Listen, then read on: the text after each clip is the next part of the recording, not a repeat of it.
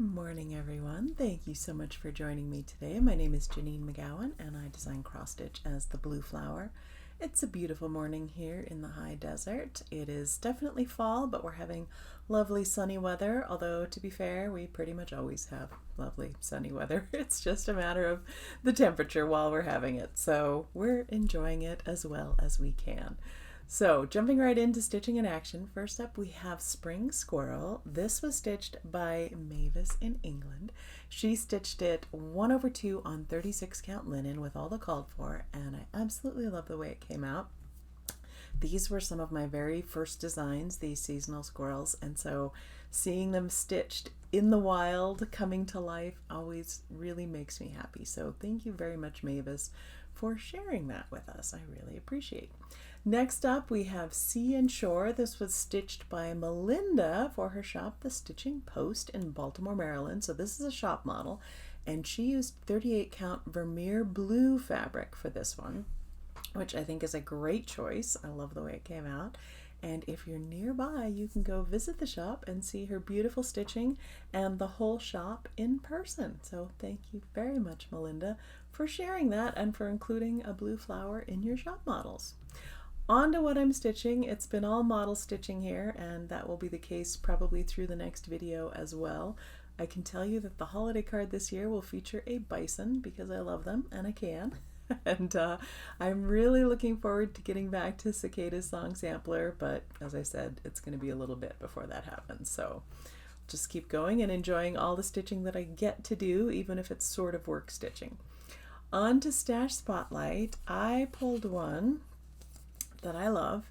You Got This by the Artsy Housewife. She always has such great animal designs and such interesting things. This is a quick stitch, honestly. It's only 91 by 89, and I think if I were to stitch it, I would just stitch the owl and the cup. I love that the mug of coffee is half the size of the owl. That's honestly what I need most days. But like I said, I think I would leave off the flower and just stitch those two elements. It'd be a really quick stitch, something for my office, maybe a couple more for gifts. And yeah, I seem to have a bit of an owl theme going on, but this is something when I get to personal stitch again that I will definitely be sneaking in. So that's my stash spotlight for the video. On to the world around. This week I chose garlic, and it's because this is the time of year when you would normally be planting garlic here. I never get to plant garlic because I still have things that are going in the garden and I would have to sacrifice some of them in order to make space for the garlic, and I haven't been willing to do that. In the future, at some point, I'd love to have a dedicated bed for the berry bushes, and there would be room in that for the garlic to be planted because it wouldn't interfere with it and they're good companions.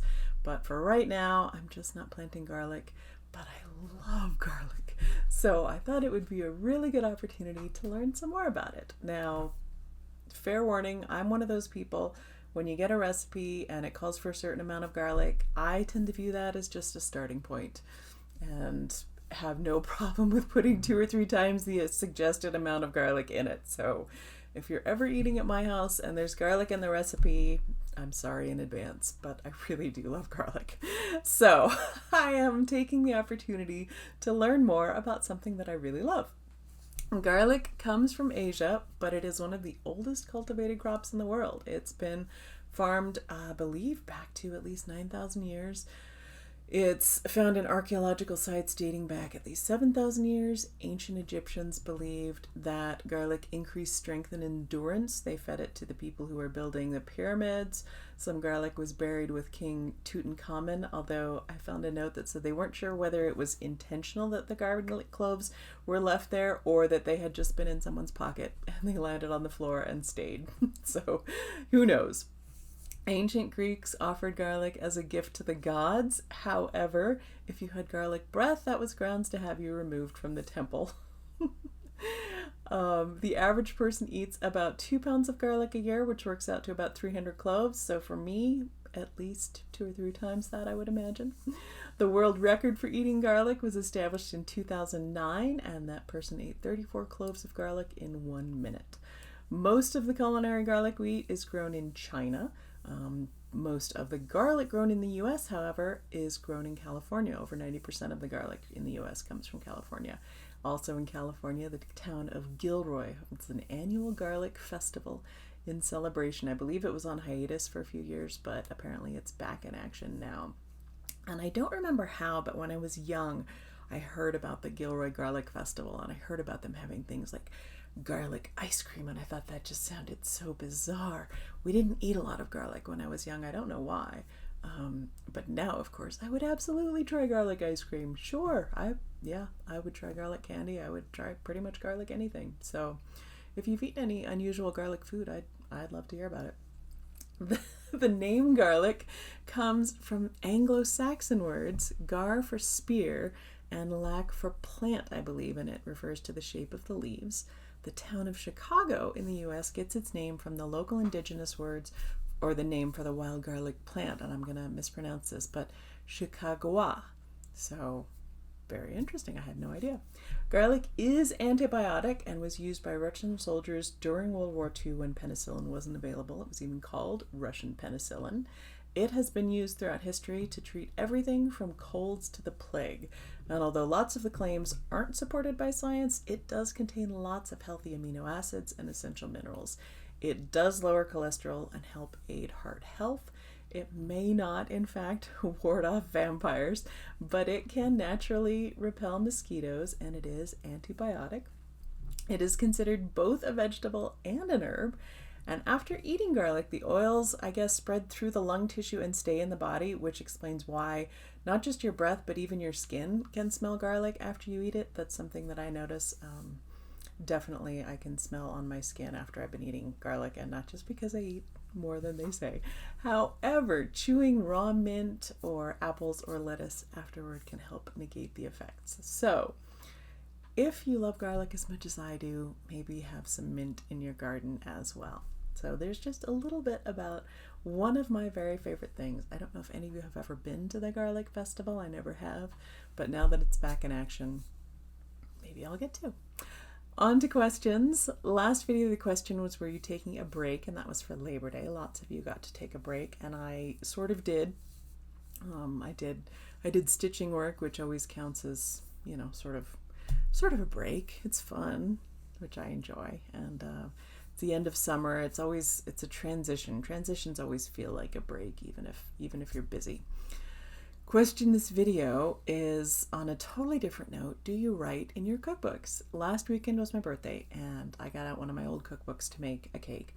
And I found on my notes, which I absolutely write in my cookbooks. I write in my cookbooks. I write in my books. I write on my patterns when I stitch something. In fact, I don't give them away after I've stitched something because I've written so much on it. I just shred it because it's done for. But I definitely write in my cookbooks, and it was really nice as I got it out to make this cake that I hadn't made in years to see all of my notes on there. Do this, don't do this, watch out for this. And so I was just curious what everyone else does. On to best thing, also cookbook related. One of my nephews eats a vegan diet, and so I've been learning more about vegan cooking because we have family events, and I want to make sure that I'm providing something that's good for him. I know very, very little about vegan cooking, and so it's been really interesting for me to get a chance to learn some more options, and I think it's a lot easier these days. We have so many choices. I can get vegan substitutes at the grocery store. We have vegan cookbooks, and it's been really fun for me to learn to make just a little bit at a time some good vegan recipes. We've certainly enjoyed trying some new things. Not everything is successful. I have a lot to learn, but it's been a lot of fun, and that's been a best thing. We made some vegan, I don't know, they were called tacos, but they ended up like quesadillas. Anyway, they were really, really good, and we enjoyed them quite a bit. On a little bit of a side note, for those of you who, I may have mentioned this before, but you may not know, libraries very often have cookbooks that you can check out, which I think is wonderful because I hate buying a cookbook and finding out that I don't love the recipes, or there's one recipe that I like and nothing else really appeals. And so it's great to be able to check out a cookbook or check one out just to try. Let's see if I'm interested in this cuisine, and then try it for a couple weeks, give it back, try a different cookbook. And it's just one of the many reasons that libraries are, in fact, awesome. So if you want to try something new in a cookbook, check your library. On to giveaway. Last video I should say, this lovely project bag, beautiful padded flower project bag for the end of summer. Keyword was flower. I had lots of great comments from everyone, and the winner is Cindy Richards 6019. So Cindy, I'll put a response to your comment in the notes and drop me an email with your mailing address. I will send that to you. On to giveaway this week, I had said I have an owl theme going on, and I had pulled this. This is the Moonlight Owl 2023 version from Puntini. I don't know if there was an earlier version. There must be, since she's clarified, but this is another quick little stitch. It's just 91 by 75.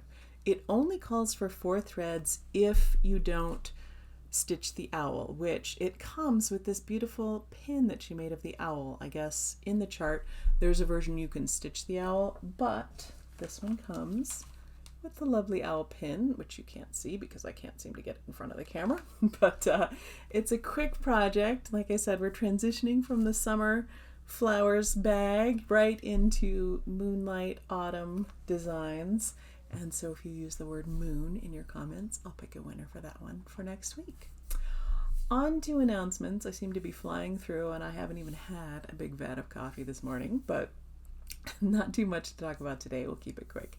Next video, I will be showing you my Jingle Ball class projects. I'm teaching 2 classes at the Jingle Ball this year, and I will show you what both of those projects are. So I'm very excited about that. I'm holding myself back to not show them, but we're submitting all of our class proposals this weekend. So they'll be starting to show up on the Jingle Ball website, and I will be able to share them with all of you in the next video.